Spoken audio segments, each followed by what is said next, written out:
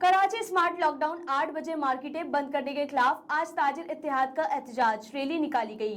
Rally को governor house जाने से रोक दिया गया। ताजिर इत्तेहाद का प्रेस क्लब में एहतजाज करने का ऐलान।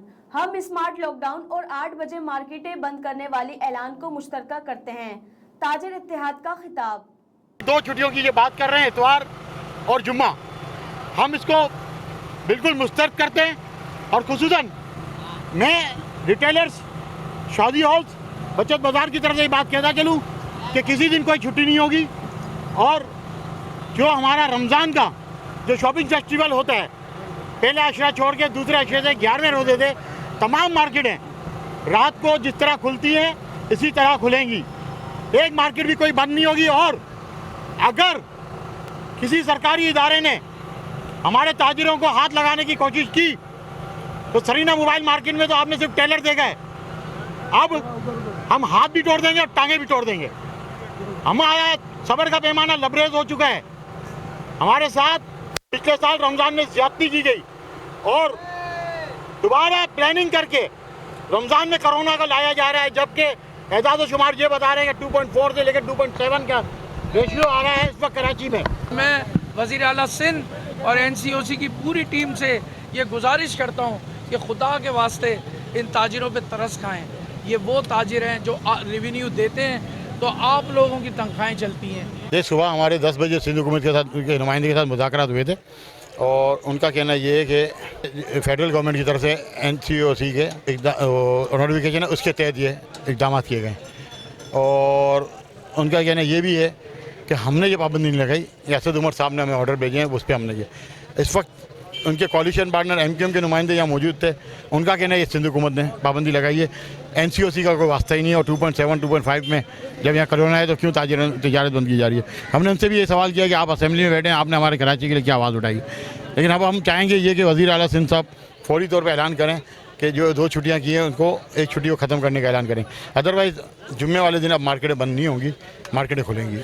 देखिए हम 2 दिन बाद देखेंगे, क्योंकि अभी हमारे जो और भी ताजिर रहनुमा वो भी रैली निकालना चाह रहे हैं। फिर देखते हैं कि क्या आगे लाएअमल तय होता है, उसके बाद हम सब कुछ देखेंगे।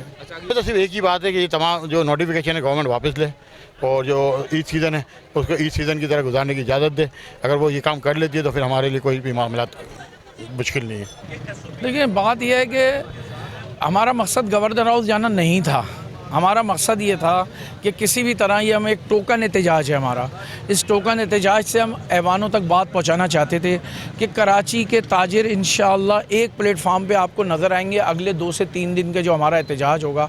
अगर हुकूमत ने ये नोटिफिकेशन देकर हम ये सब चीज़ें वापस ना ली तो मार्केटें खोलने का ऐलान कर चुके हैं कि हम जुम्मे के दिन मार्केटें खोलेंगे। देखिए सबसे पहले तो हुकूमत को ये चाहिए कि हमें थोड़ा रिलीफ दें।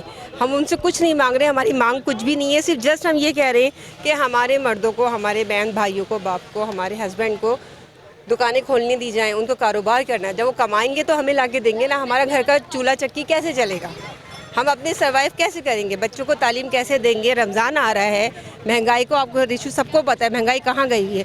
महंगाई इस पीक पे गई हुई है कि मतलब लोग खुदकुशी करने में आमादा हो गए। अब आप बताएं, ऐसे में अब हम मजबूर हो के यहाँ घर से निकलें क्योंकि हमारी मर्दों की सुनवाई नहीं हो रही। मार्केटें ज़बरदस्ती डंडा मार के बंद करवाई जा रही हैं।